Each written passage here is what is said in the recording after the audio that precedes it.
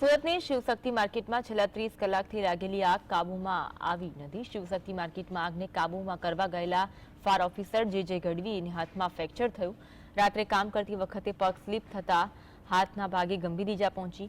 આગમાં ફાયરની કામગીરી અદ્ભુત જોવા મળી, ત્યારે સમગ્ર આગની ઘટનાની વાત ફાયર ઓફિસરે જીએસટીવીની ટીમ સાથે કરી હતી।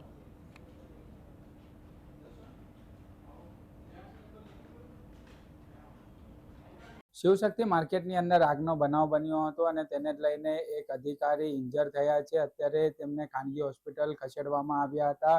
અત્યારે જીએસટીવીની ટીમ અધિકારી પાસે પહોંચી છે। આપણે એમની જોડે વાત કરીશું। સાહેબ, કઈ રીતનો બનાવ બન્યો હતો અને કઈ રીતના તમને હાથ પર વાગ્યું હતું, શું હતું?